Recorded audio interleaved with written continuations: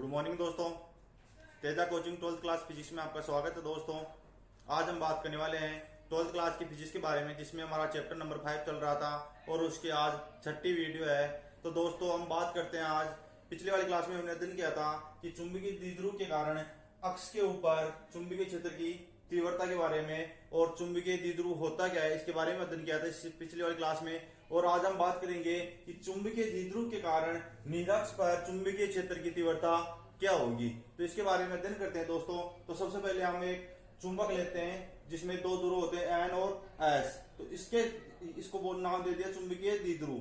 तो इसके कारण चुंबकीय क्षेत्र की तीव्रता क्या होगी। तो इस चुंबकीय क्षेत्र की तीव्रता ज्ञात करने के लिए किसके कारण, चुंबकीय द्विध्रुव के कारण, सबसे पहले क्या करते हैं हम इसके मध्य बिंदु से किसके ऊपर ज्ञात करें, हम निरक्ष के ऊपर ज्ञात करें। पहले वाला किसके ऊपर ज्ञात किया था, अक्ष के ऊपर। अब क्या किसके ऊपर ज्ञात करेंगे हम, निरक्ष के ऊपर। तो इस निरक्ष के ऊपर ज्ञात करने के लिए क्या करेंगे, चुंबकीय द्विध्रुव के मध्य बिंदु O से R दूरी पर कोई बिंदु हम पी लेते हैं। R दूरी के ऊपर कोई बिंदु पी लेते हैं जिसके ऊपर हम चुंबकीय क्षेत्र की तीव्रता ज्ञात करते हैं। तो इस बिंदु के ऊपर पहले N ध्रुव के कारण लेते हैं, फिर S ध्रुव के कारण ज्ञात करते हैं। तो पहले N ध्रुव के कारण ज्ञात करेंगे तो B1 चुंबकीय क्षेत्र ज्ञात होगा, और S ध्रुव के कारण ज्ञात करेंगे तो B2 चुंबकीय क्षेत्र ज्ञात होगा, और इनके कारण थीटा कोण प्रतीत होगा यहाँ पे। तो इसके बारे में फिर यह अगले वाला जो B1 sin थीटा और B2 sin theta, B1 cos theta और B2 cos थीटा, ये अगले वाला मैटर है। पहले ये लिख लो आप, जो डायग्राम बनाया इसी के बारे में पहले थ्योरी में। तो ये लिख लो आप, माना चुंबकीय द्विध्रुव के केंद्र O से R दूरी पर कोई बिंदु P है जिस पर हमें चुंबकीय क्षेत्र की तीव्रता ज्ञात करनी है। अब किसके, N ध्रुव या उत्तरी ध्रुव के कारण चुंबकीय क्षेत्र की तीव्रता, उत्तरी ध्रुव के कारण चुंबकीय क्षेत्र की तीव्रता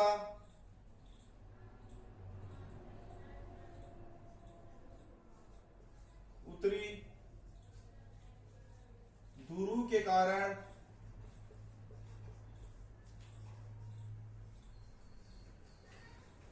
चुंबकीय क्षेत्र की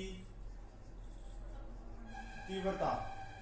तो उत्तरी ध्रुव के कारण चुंबकीय क्षेत्र की तीव्रता क्या होगी दोस्तों, N ध्रुव। तो इसके कारण चुंबकीय क्षेत्र बिंदु P के ऊपर क्या क्या ज्ञात होगा, B1। चुंबक को किसे प्रदर्शित कर रहे हैं, B से। तो क्या होगा, B1 से प्रदर्शित करते हैं। B1 इक्वल टू चुंबकीय क्षेत्र B इक्वल टू क्या होता है, म्यू 0/4 पाई, म्यू 0/4 पाई। यहां क्या आ जाएगा हमारा दोस्तों, जो इसकी वो प्रतिबल जिसको हम एम से प्रदर्शित करते हैं, ध्रुव प्रबलता को, उसको एम बटे हुए नीचे क्या आ जाएगी, इसकी दूरी।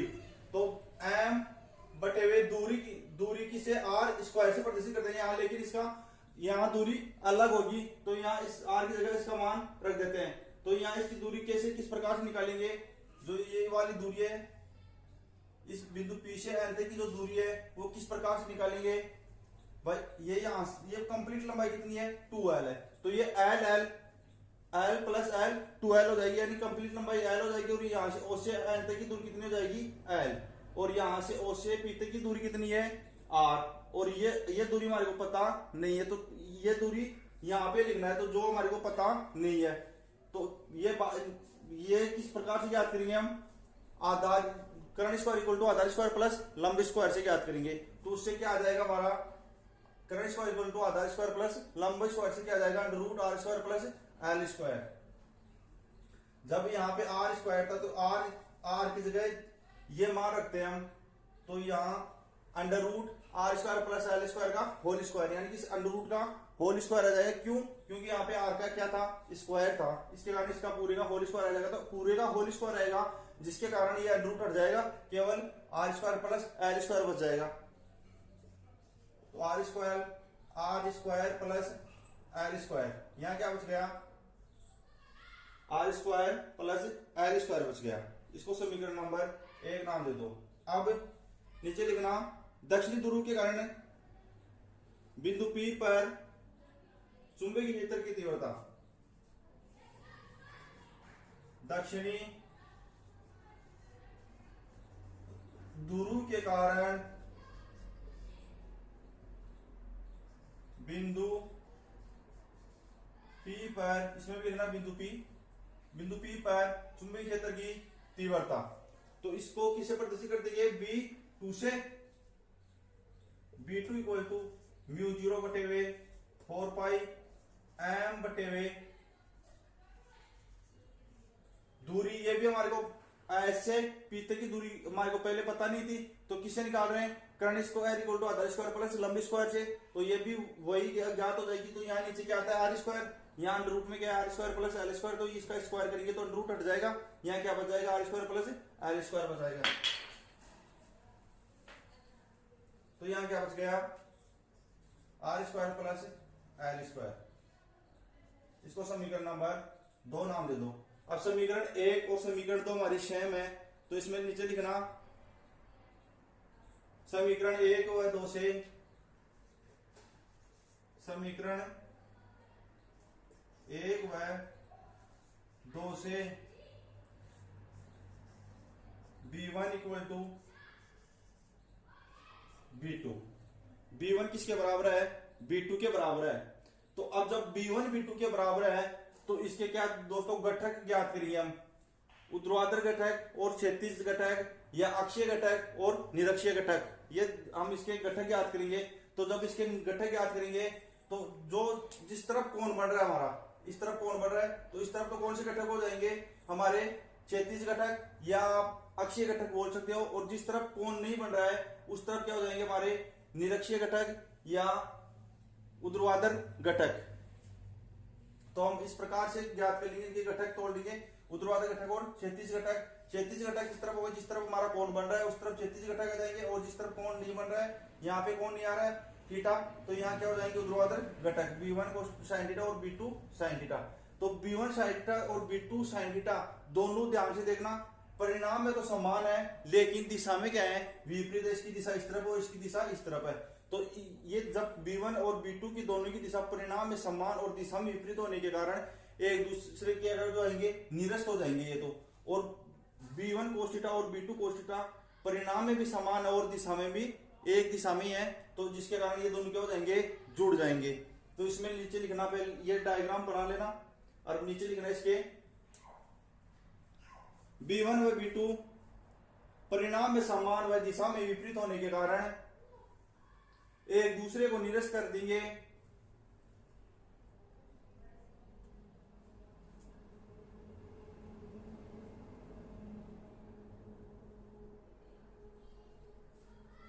क्या परिणाम में समान और दिशा में विपरीत होने के कारण क्या कर देंगे दोस्तों, एक दूसरे को निरस्त कर देंगे। लेकिन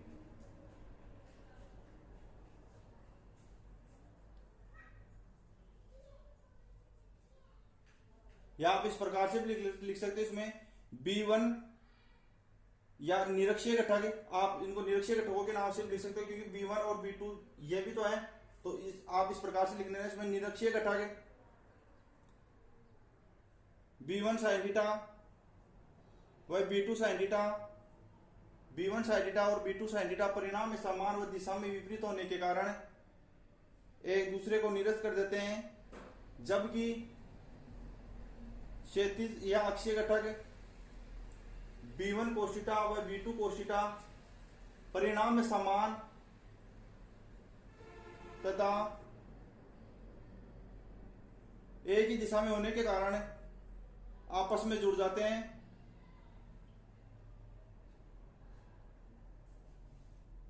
अतः परिणामी चुंबकीय क्षेत्र की तीव्रता, अतः परिणामी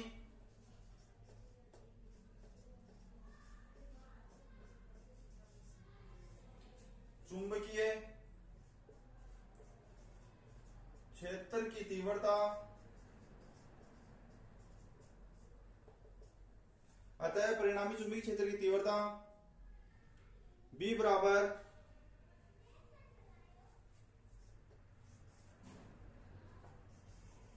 B1 cos theta plus B2 cos theta, क्योंकि ये दोनों जुड़ जाएंगे। अक्षीय घटक या क्षैतिज घटक B1 cos थीटा और B2 cos थीटा जुड़ गए। जब ये दोनों B1 बराबर B1 और B2 दोनों आपस में बराबर है तो ये दोनों भी यहां पर भी जुड़ जाएंगे। तो B इक्वल टू क्या आ जाएगा हमारा, B इक्वल टू आ जाएगा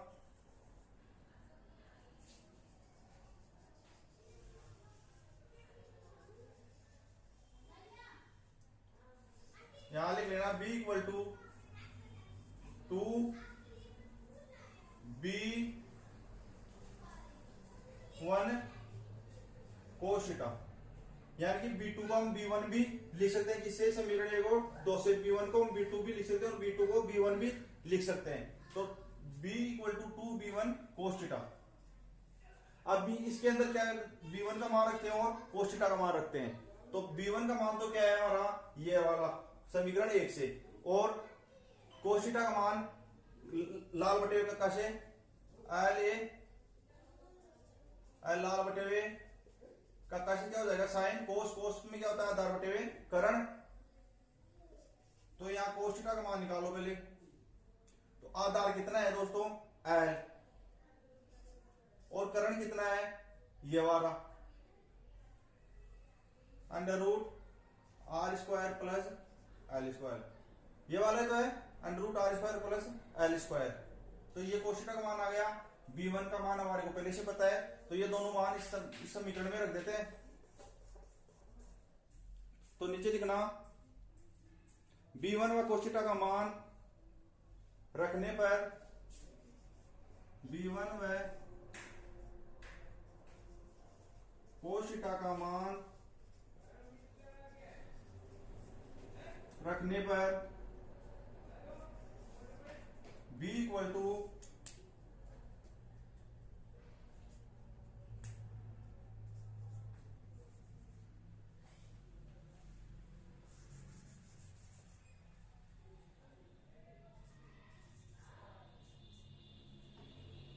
क्या आ जाएगा दोस्तों, हम क्या कर रहे हैं, B1 और cos थीटा का मान रख रहे हैं किसमें, इसके अंदर। तो यहां B1 का मान रखेंगे 2, B1 का मान ये वाला μ0 बटे हुए 4 पाई m बटे हुए R square plus L square, और cos थीटा का मान ये रहा L बटे हुए under root R square plus L square रख दिया। जब यहाँ पे अंडर रूट हटाएंगे इन दोनों का, तो अंडर रूट की जगह क्या लग जाएगा दोस्तों, 1 बटे हुए 2। तो ये मान तो हमने यहां रख दिया, तो यहां ऊपर देख लो इसको।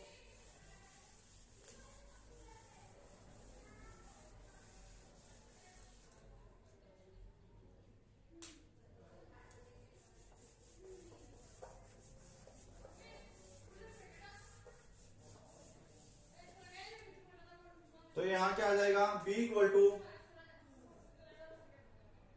2 μ0 बटे हुए 4 पाई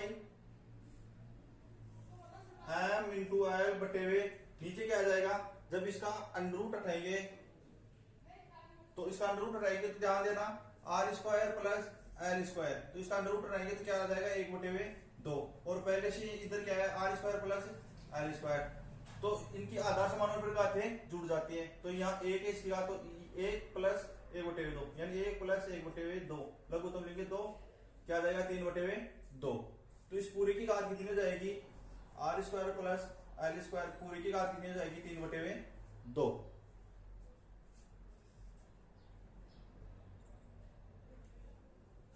जब इसकी पूरी घात 3 बटे 2 हो गई, तो इसके नीचे एक लाइन लिखना,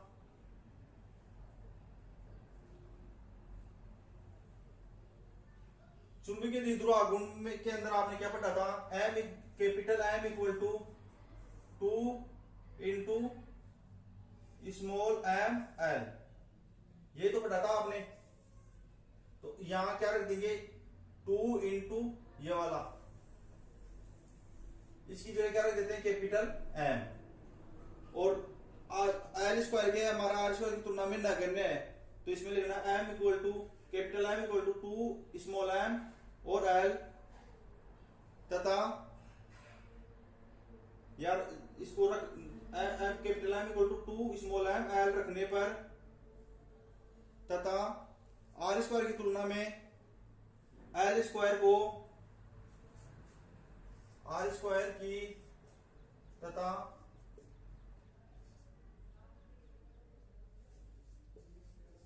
तुलना में एल स्क्वायर को नगण्य मानने पर, जब इसको नगण्य मानेंगे तो यहां क्या बच जाएगा हमारा b इक्वल टू म्यू 0 बटे हुए 4 पाई, यहां तो क्या आ गया कैपिटल M, और नीचे क्या आ जाएगा हमारा, यार ये तो नगण्य हो गया, तो अब आर स्क्वायर की पावर 3 बटे हुए 2, यानी कि इस 2 से ये 2 कैंसिल हो गया, यानी आर की घात कितनी बच गई 3 बच गई, तो यहाँ कितनी आ जाएगी आर की घात 3।